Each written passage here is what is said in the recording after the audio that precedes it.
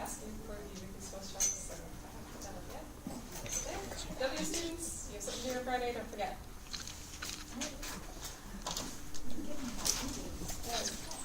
Pretty easy. Okay.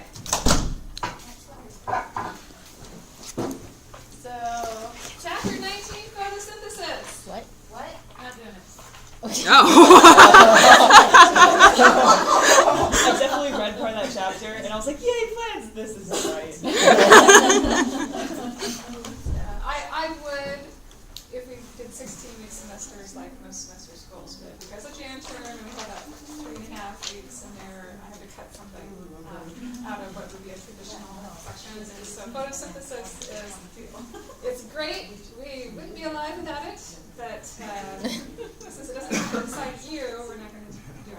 So, take plant physiology if you want to know more. Chapter 20. Lipid metabolism. Yay. Does that sound better? Sounds I very forgot tasty. pre-lecture. Actually, that has no flavor. Oh. Did you know that? Cookies. Oh, what type of texture? This texture. Yeah. Now that I think about it, I don't think it There's is. all sorts of really unique flavorful things. The flavor is important. We should remove fat from everything. Resources of fatty acid fuels.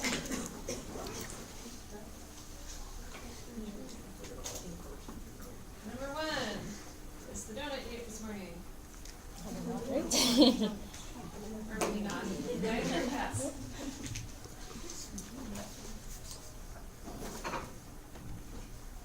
So number 2, you've got stored fats in adipose tissue. In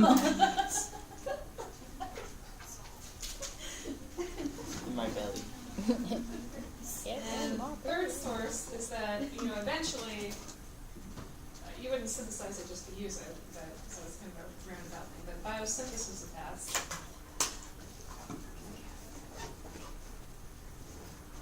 And this is something that happens in the liver, but then sent to your adipose tissues to store.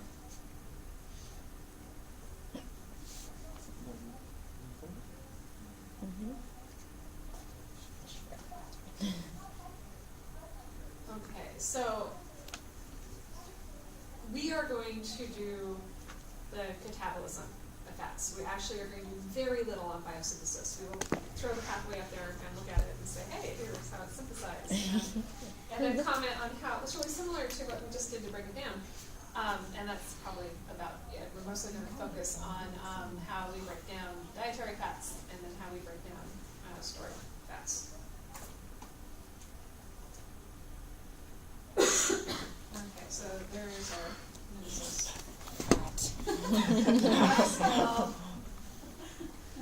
Glycerol, or if you're old school, triglyceride.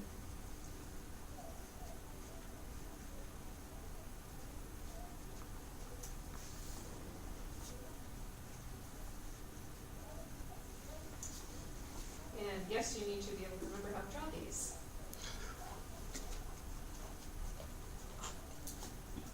So there is our glycerol backbone, our 3-carbon backbone.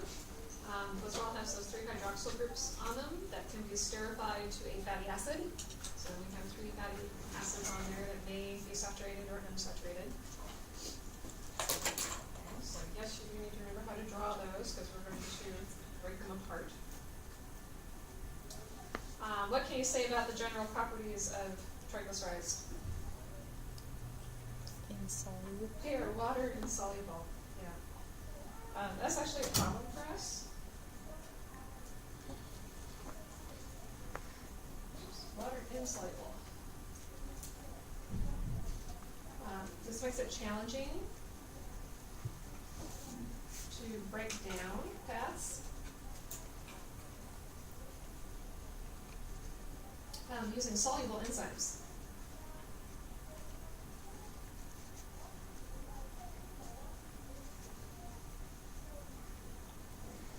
And it's challenging to transport fats in an aqueous medium, which is going to be what for us? Blood.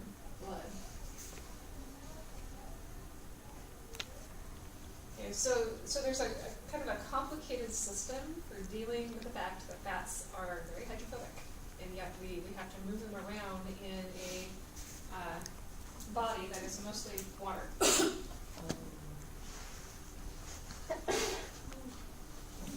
Shouldn't our fat just fall out? This Never is have to all deal my with body. Okay, so we're going to start with dietary fats. So this is absorption. Which I'm probably going to spell wrong. Dietary fats.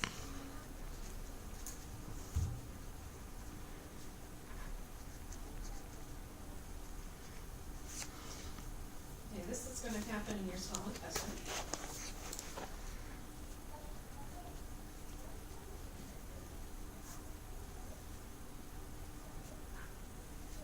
And when you eat your fats, they're going to want to glob together because they're hydrophobic. They stick together in these big globules, which you have to somehow break apart.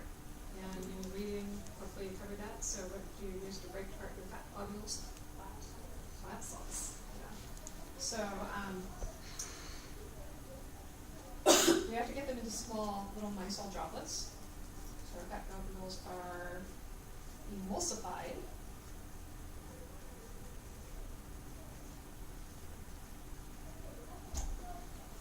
By bile salts.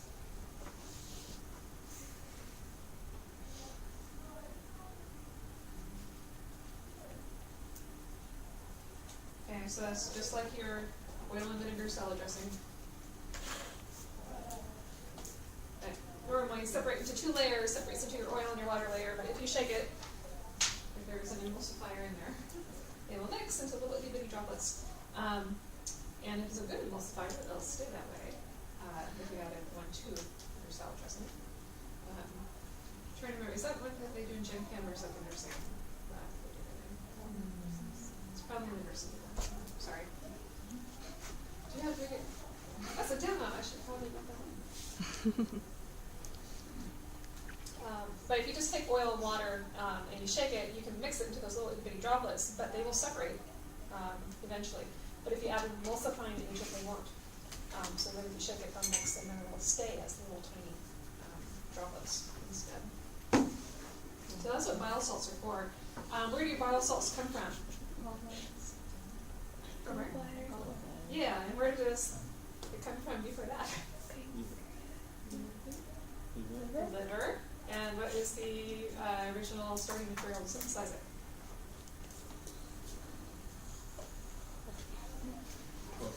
Cholesterol. There we go. Okay. So cholesterol is used to make bile salts, and it acts as a detergent. Emulsifiers act like detergents, and it's just a case of having something where you do have to handle hydrophobic region as well as something that's very highly charged or polar. So bile salts are just derivatives of cholesterol. And so here's the my little R2 hydroxyl 5-methyl carboxyl groups, and then there's a sulfate group on the end of that one to work as a good detergent. Because these things do come from cholesterol,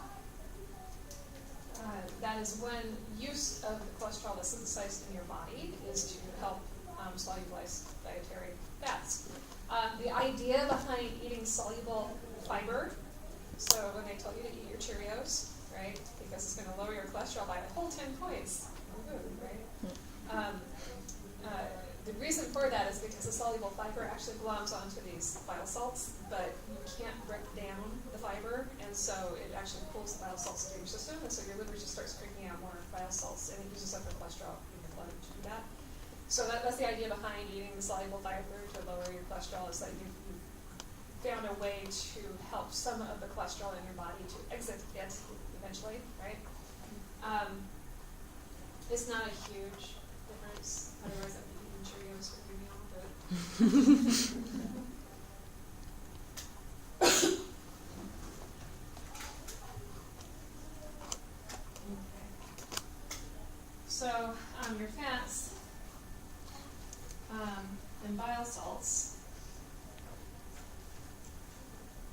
form small micelles. Remember what a micelle looks like? So it's a single layer of lipids, and that's not a bilayer, but a single layer. And this is going to increase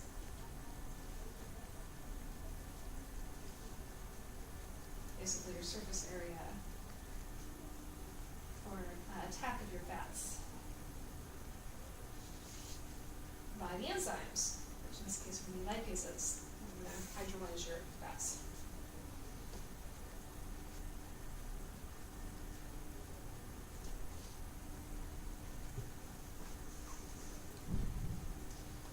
So, in the intestines,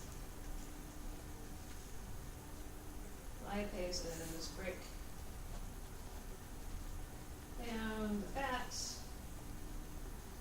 and it isn't entirely. So you have your triacylglycerol,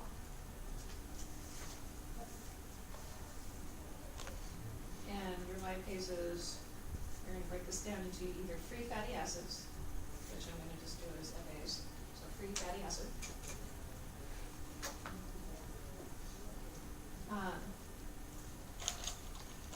Monoacylglycerols, and then also get some diacetyl glycerols.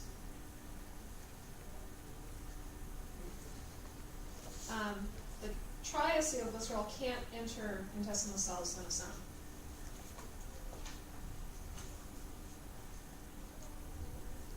So this cannot be taken up by intestinal cells. But the hydrolysis products can.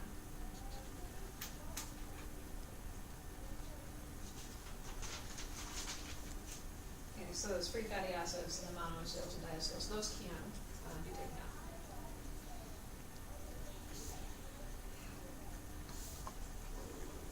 out. We do an example of a lipase. We've got one that's called pancreatic lipase. And this is going to hydrolyze esters at C3 and C1 positions. And it usually is going to cut at C1 first. So then you end up with this mixture of free fatty acids, and you end up with some diacylglycerols where 2,3 substituted diacylglycerols, and you end up with some that are just 2 acylglycerols with only 1 fatty acid. This one is particularly suited for working at a water-lipid interface.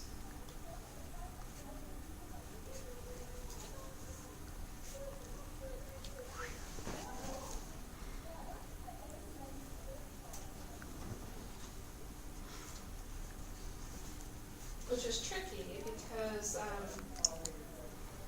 usually if you're working with lipids or you bind lipids, then there's probably something hydrophobic involved, which is not a very happy situation for the protein when it isn't bound to lipids. And so this is an example of a protein that does change its structure upon binding the substrate. So we've got this 2 lobes to it, an N-terminus lobe and a C-terminal lobe, and then there's this little thing here, this loop, it's got a little sheet in there, called the lid, that actually covers the active site. So when it's free in solution, the lid covers the active site, but when it binds to that surface, the phospholipids or whatever kind of lipid, it's triacylglycerol lipid surface, then it can move and it changes the shape, so now it looks helical here. And it makes that active site available, and then the active site itself is set up so that it can interact near that ester linkage, and it's going to be contacting fatty carbon chains as well. And so it hides this little hydrophobic patch until it's bound to the lipids, and then it opens up and changes its shape.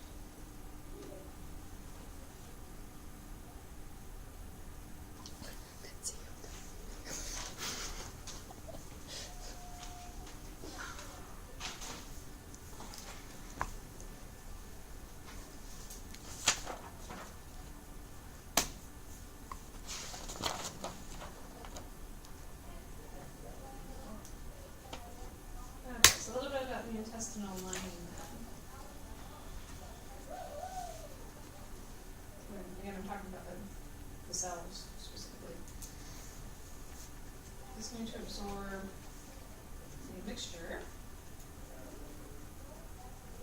of mono and then di acetylglycerols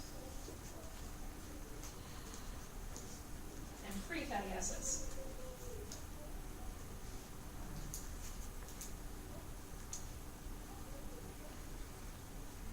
Now this is going to be a recurring theme because we have to get these lipids in and out of cells, and to move them into a cell, they have to be the hydrolysis products. They have to be free fatty acids or some hydrolysis product. But once they're in the cells, they're always converted right back to the fats. So you break them down again into the cell, and then you resynthesize the fat again. And then when you want to move it to a new place, you have to break it down, get it out in the bloodstream, it travels the bloodstream as fat, so that's the funny thing, and then it gets broken down again and to cross the membrane. So every time you cross the membrane, you get broken down and then rebuilt on the other side of the membrane. So we've broken it down, it gets absorbed, and then you've got to deal with these fatty things that are not very happy in solution. So your fatty acids are not very water soluble.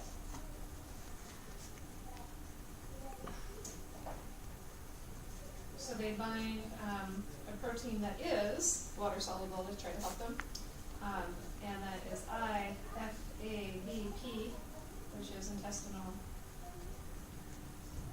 fatty acid binding protein.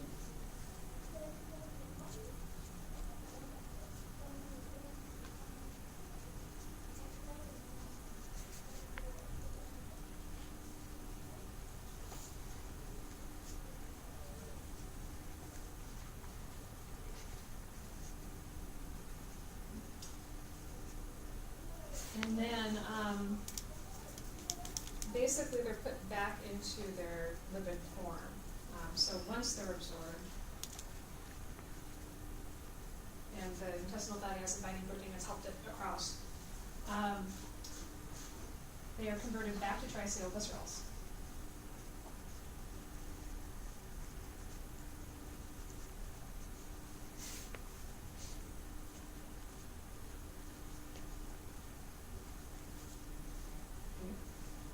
And then your fats are packaged for export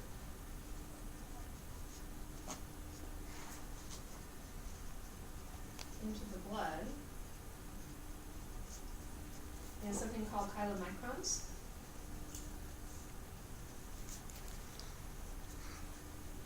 Which is an example of a lipoprotein.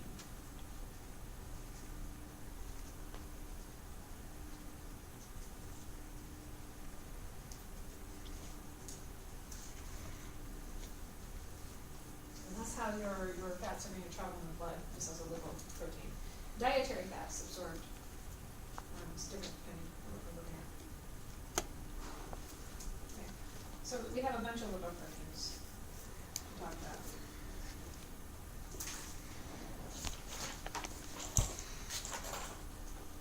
So they're all combinations of lipid and protein. And I can't remember, I was a kid. For the first semester, did we talk about these at all? I don't think so. Okay, great. So lipoprotein is protein and lipid, and it contains cholesterol, it contains triacylglycerols, it contains these proteins that some of which are very hydrophobic, some of which aren't. And depending on the composition, the amounts of those things present, that's what defines what kind of lipoprotein it is. And so chylomicrons are just one of a set. So we have the chylomicrons, and these are specifically for dietary proteins absorbed from the small intestine that are then being transported out to the tissues from the small intestines through the bloodstream. So some things to look at are percent protein, for example. So the percent protein of these guys is actually very small, so 1.5 to 2.5%. And you notice that increases with some of these other particles up to half. And then phospholipids free cholesterol, triacylglycerols, cholesterol esters. These are all different kinds of fats that might travel in these particles, and so they differ. So, for example, the chylomicrons, the whole point of these is to get the dietary fats delivered to tissues, and so it's mostly triacylglycerols is what you've got there. And there's going to be some of those in all of these particles, but that percentage is less in the rest of these. Whereas cholesterol esters, if you're trying to transport cholesterol, that really isn't the point of the chylomicrons, but we're going to look at these LDLs instead, where yes, that is the point of the LDLs, is to transport cholesterol. And so you see a very high concentration of that in the LDL particles. All of them have a very hydrophobic core. So what you're going to find in the core is going to be your triacylglycerols, okay, because you don't have a phosphate group on there to make them kind of amphiphilic, they're just all hydrophobic. And then these cholesterol esters are also very hydrophobic, so you find those in the core. And then you've got a phospholipid exterior, and then the proteins are bound to the exterior as well. And the one that's being shown here is this apolipoprotein B100, which is specific for the LDL particle. Whereas chylomicrons, they've got lots of different proteins that are on the exterior. Okay, so we're going to list them all, and we're going to identify their function. So lipoproteins are protein plus lipid particles needed to transport lipids through the bloodstream.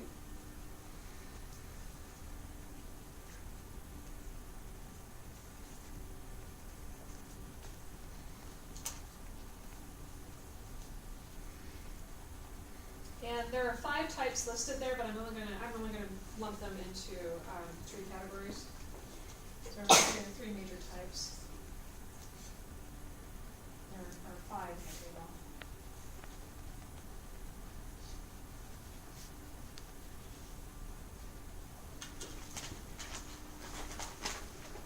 So first one is HDL. And that is a high density lipoprotein.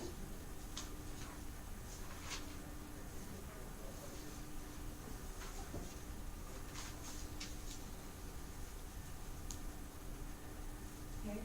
The high density refers to the protein part. So if you go and you look at the table and you look at the HDLs and their percent protein, it's going to be higher than anything else.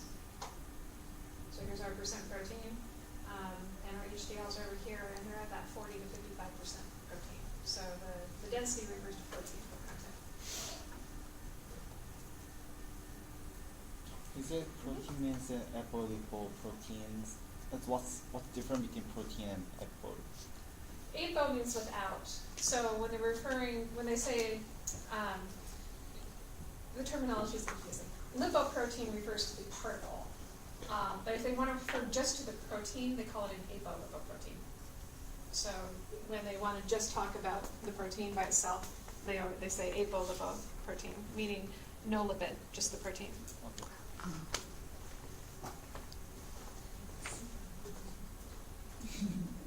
It's confusing. Yeah. I agree. It's confusing.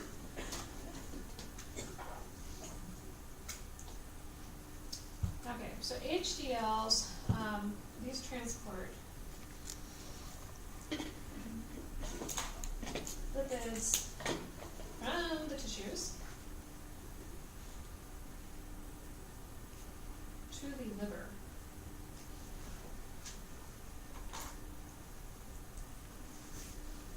So, for example,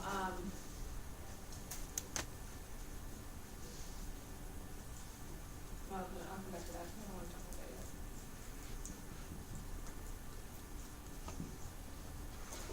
Okay, number 2. LDL is low density lipoprotein. And again, the low density refers to the protein.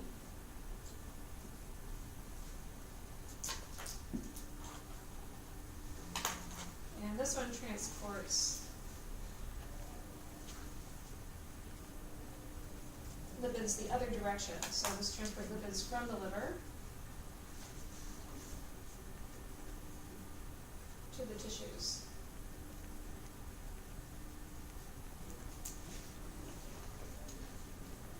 And these can be subdivided into low density lipoproteins of varying amount of protein and slightly different roles. And so this is where those LDs, you have those LDLs, the VLs, which is very low.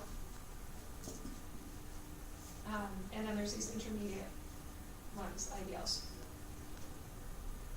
But they all are involved in some sort of transport of lipids from the liver to some other location in your body. And so I'm just going to lump them all together with the LDLs. Okay, and then the third one was the one we started with, which was the chylomicrons. And these are going to transport dietary lipids that you just ate from intestines throughout the body.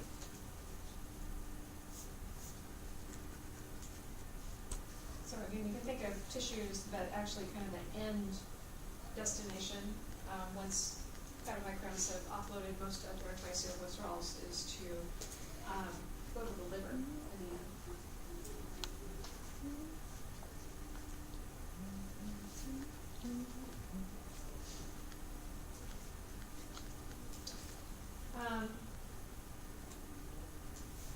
All lipoproteins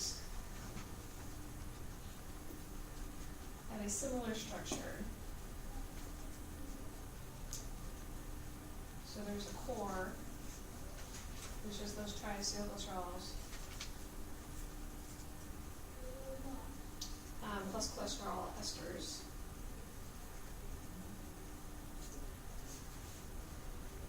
And then there's the surface,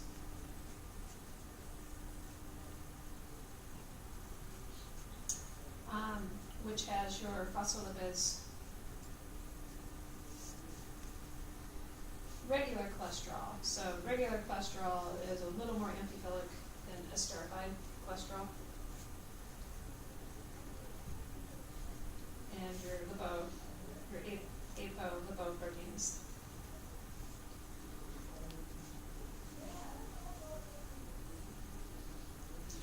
And apo means without. So that's the protein only, not referring to the lipid.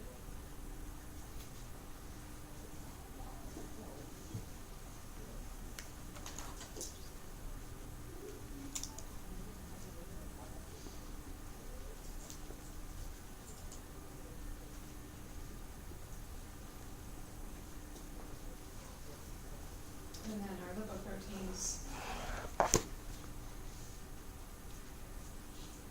are distinguished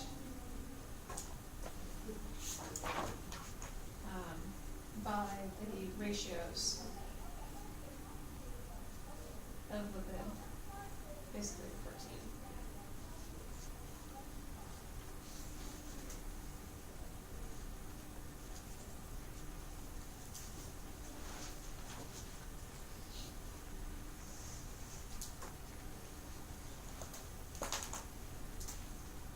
And I don't want you to worry about trying to know exactly what the percentages are. No, don't do that. Knowing which one, being able to rank them by most protein to least protein, that's useful. But again, I'll let you just group all of the LDLs, IDLs, and LDLs as LDLs. We'll just group them together. So if we group them together, then we're anywhere from 5 to 25% protein. And then the HDLs up to 55% protein, whereas the chylomicrons are only down 1 to 2% protein. I don't need you to know all the different lipoproteins. That's not necessary either, although since it's unique and that it's the only one, and it's one that frequently gets talked about in like essays, it is to know that the apolipoprotein B100 is the one associated with LDL particles.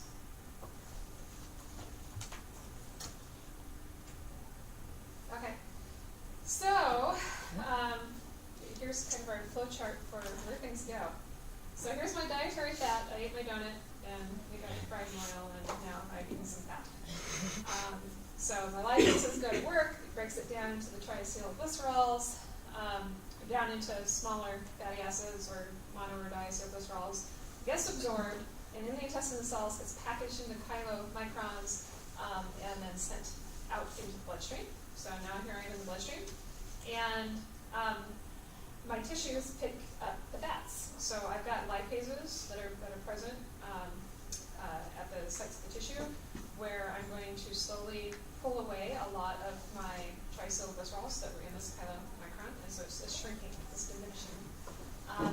And my tissues are picking up those fatty acids that get broken down, and that's the dumb thing. Again, there's a lipase out here that breaks them down into fatty acids, and then fatty acids are taken up, and then in this adipose tissue, it gets put right back into fats again to store. So triacylglycerols store. Or if I'm a muscle, then maybe I'm just going to use it for energy. Okay, so then these remnants, what's left over, tends to be pretty high in cholesterol, because at this point the cholesterol hasn't been delivered, anything that got packaged in my chylomicron. So your liver takes that up. So anything that I ate cholesterol-wise is now at the liver, and that gets repackaged and sent out again. And if it's dietary, it gets sent out in these VLDLs. If it was other cholesterol, so endogenous cholesterol that we have in the body, then it goes up in these LDLs instead. So again, I'm just kind of lumping these together. These guys take lipids from the liver, and it's not just cholesterol, it's also going to be triacylglycerols, because if I synthesize fats, that happens in the liver as well.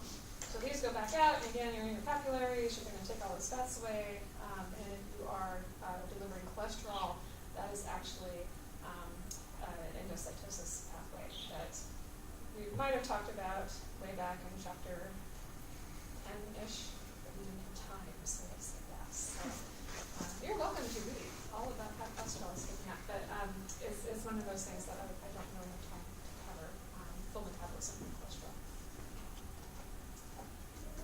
Okay, all right, so those are our different ways to deliver. Mostly, what is useful to know, especially for like MCATs, if you're interested in MCATs, is which ones are taking fats away from the liver and which ones are delivering fats to the liver. That is the most important thing.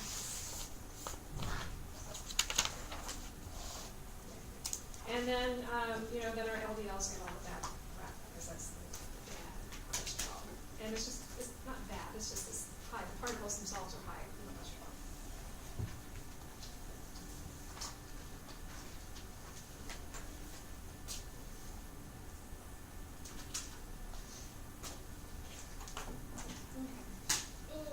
Alright, I'm going to write this out really quick. This is just what we just talked about. In the capillaries, chylomicrons, carrying, dietary, lipids are diminished.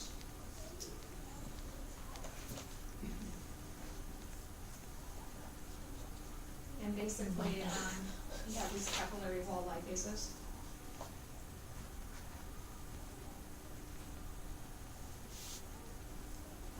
Break down your triacylglycerols into fatty acids for uptake.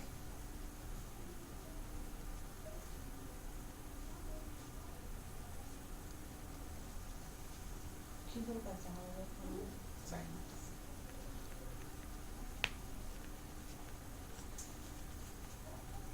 And then your chylomicron remnants return to the liver.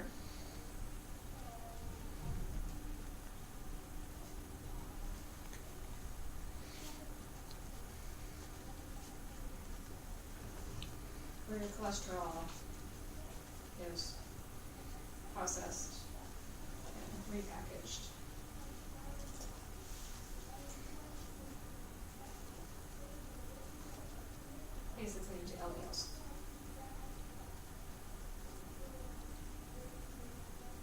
get turned into a bile salt and sent to your intestines. That would be the other choice.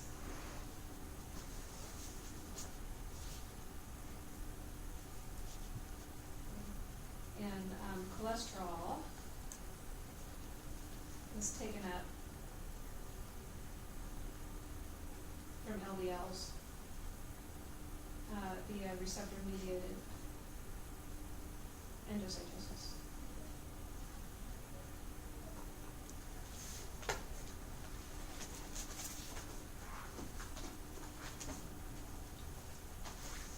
Okay, so we got our dietary triacylglycerols and our dietary cholesterol delivered somewhere.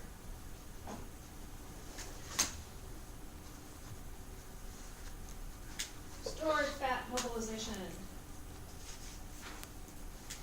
Okay, so now we're going to look at what happens with my stored fat. Fat is stored in adipose tissue as fat droplets. Okay, it's hydrophobic, so doesn't want to mix with the water. And these get mobilized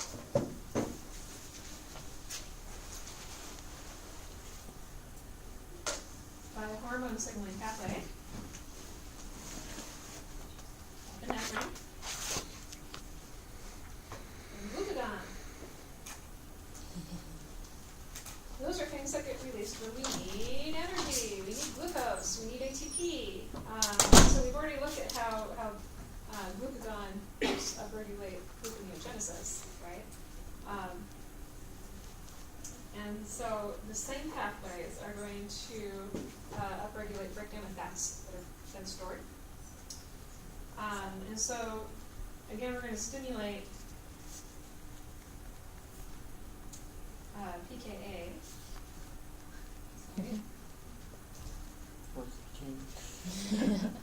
It's your favorite kinase. That's the MIP. And this is going to phosphorylate some stuff.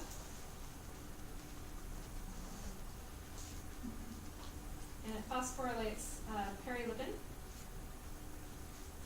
A, and it's going to stimulate, or phosphorylate, I shouldn't say stimulate, because it's actually backwards from two, hormone-sensitive lipase.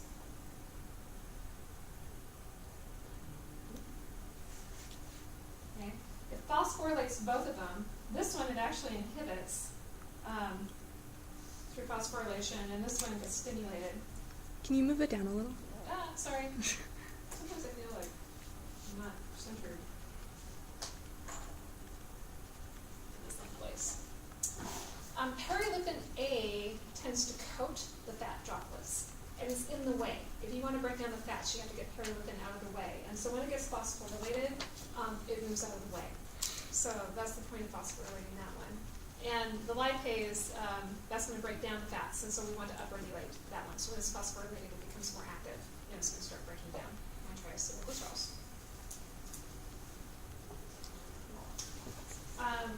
And here's the funny thing, it's not necessarily transported the same way that we just talked about. Free fatty acids are transported by a serum albumin protein in blood. Serum albumin. Because again, they're not very water soluble, so you have to have something to bind to it in the cystic. And then you can transport that to whatever kind of tissue and actually break down fats for energy. Sorry. I'm in a hurry. I'm running out of time. Stressing me out. Sorry, it's a lot of text today. I gotta get to the chemistry. Otherwise, I feel like I haven't done the job.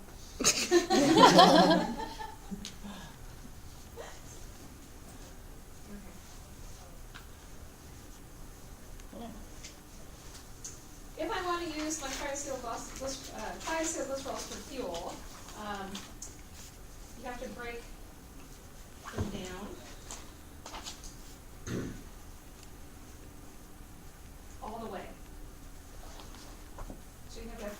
acids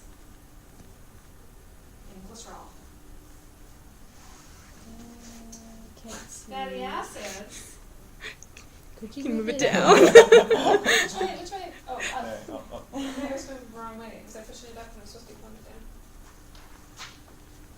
Fatty acids are oxidized by beta oxidation, which is what we're going to spend the rest of our time on this chapter talking about, but not today.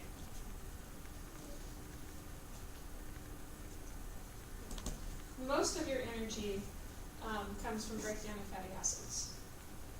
Glycerol can also provide up to 5% of the energy stored in fats.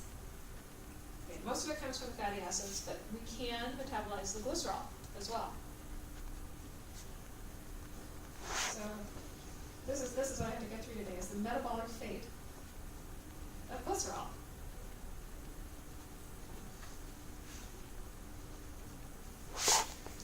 In 3 steps. 1. Phosphorylation.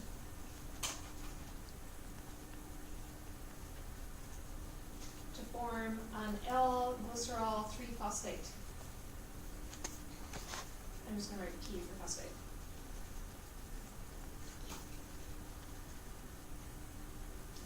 2. Dehydrogenation. To form dihydroxy acetone phosphate. Does that sound familiar? Where have we seen that before?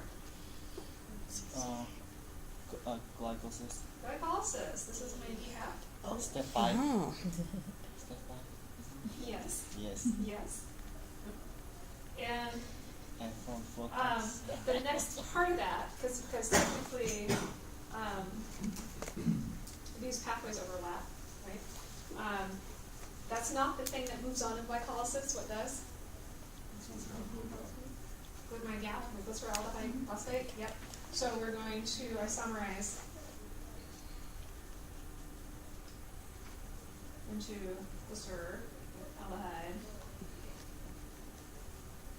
phosphate. Okay, or gap. Okay, this proceeds through glycolysis.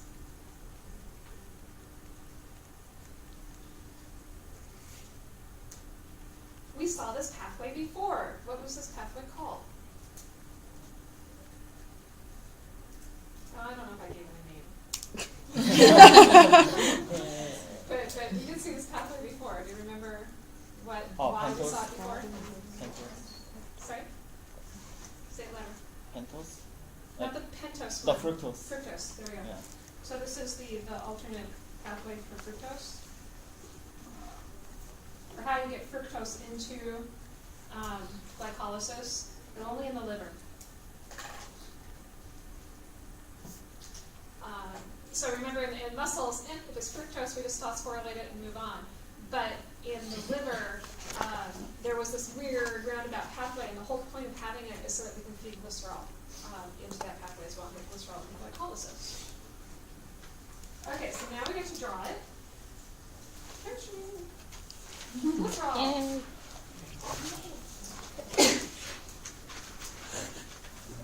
Wow, it's useless.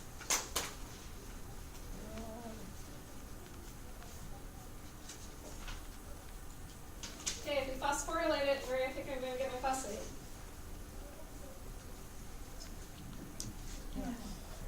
What's your favorite phosphorylating molecule? Not the enzyme, but the molecule. Kinases. The enzyme's a kinase, but it needs something.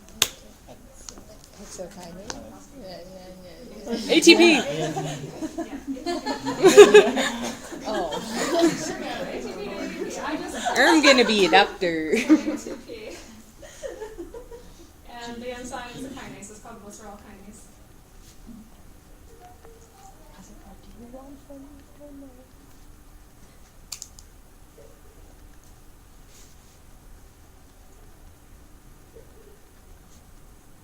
so there's my glycerol 3-phosphate.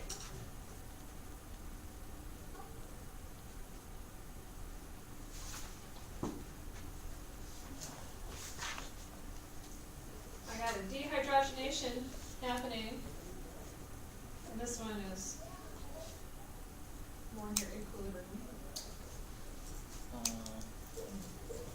Okay. Dehydrogenation is a redox type reaction, right? And I need to turn it into an acetone, so what am I going to do? Reduce or oxidize my glycerol? Oxidize. Okay, turn that into a keto group right here. And so my glycerol gets oxidized to make my dehap.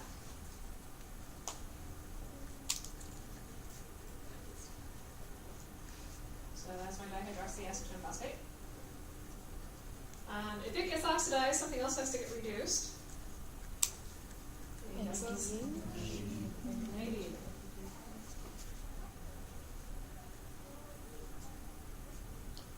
I got the H in one place.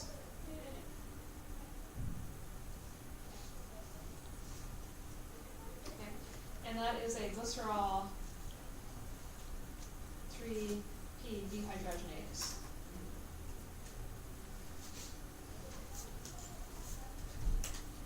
Okay. And then I have this other near equilibrium step by an enzyme you already know. So what turns dehap into GAP? T. Tim. Tim. And at this point I'm just going to write that. You know what that is. And I'm ready to go into glycolysis. Yeah. So here come the icebreaker questions.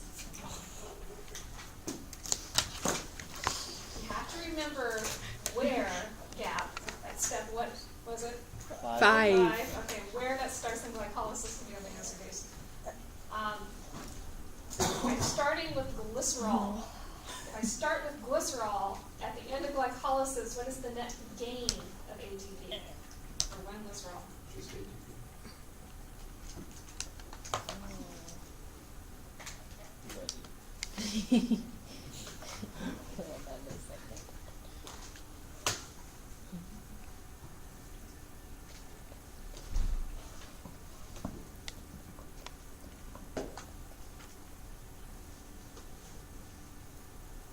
What do I got here?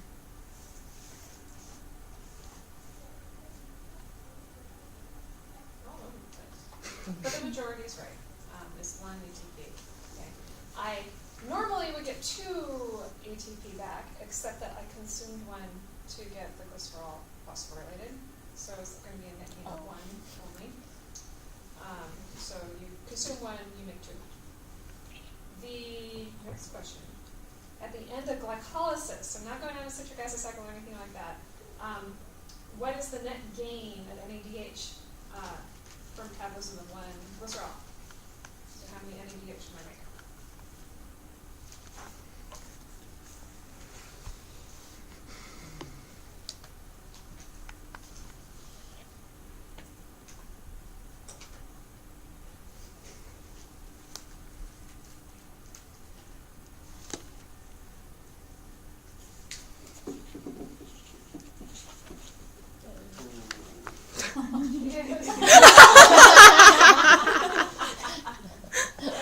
Majority 1 on that one too.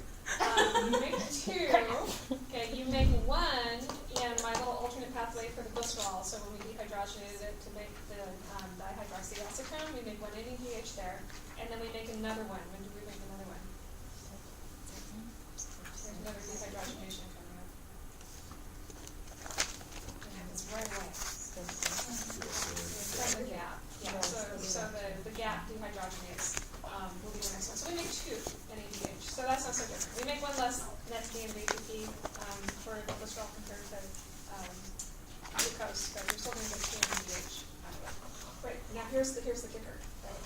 How much total net ATP can they be a complete oxidation of glycerol? And so now you are assuming you're going through the citric acid cycle and the electron transport chain and doing oxidative phosphorylation. Yes. I'll give you 2 minutes. How about that? That's 20% chance you can guess. Okay,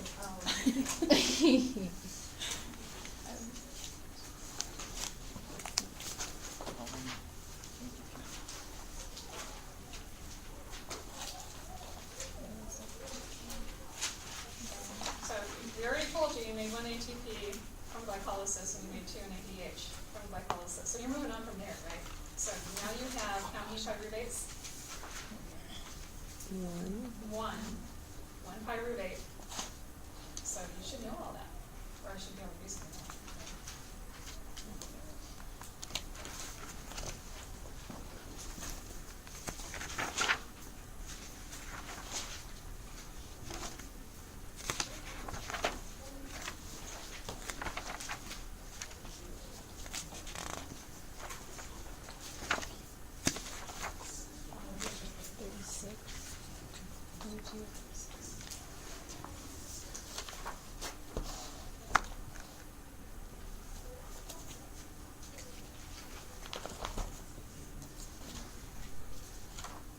There's 32.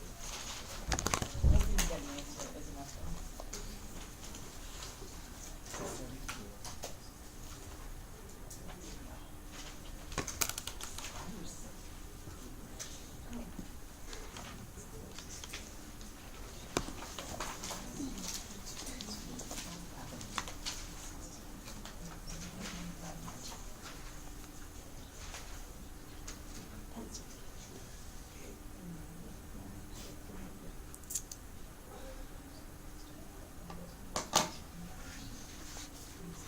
Oh, did we run out of time?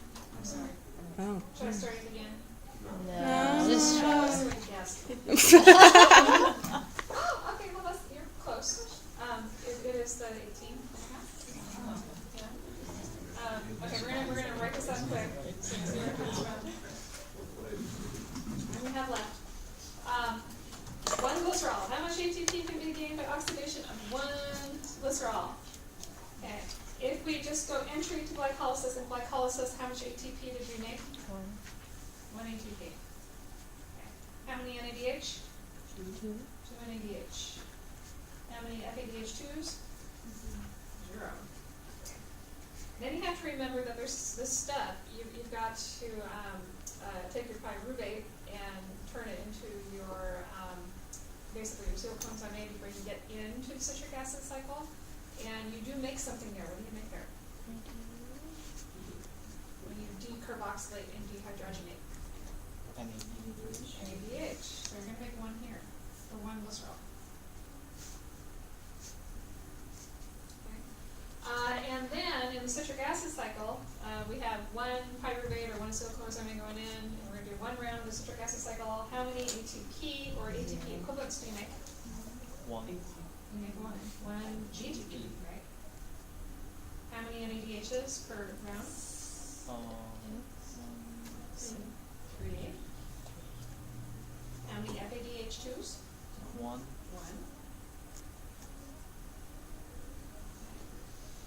So we're going to count this as 2, and we're going to count this as 6, and 1 of those. So it's going to be 2 ATP equivalents. Plus the 6 times how many per NADH? 2.5. 2.5. Plus 1 times how many equivalents for FADH2? 1.5. And that should have added up to 18.5 ATP.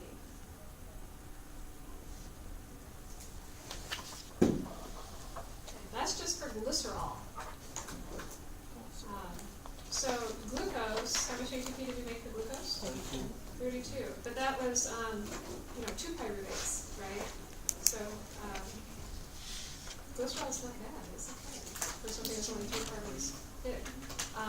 What's going to be great is the fatty acids, because we're going to make hundreds of ATP with fatty acids. And we'll spend the next 2 days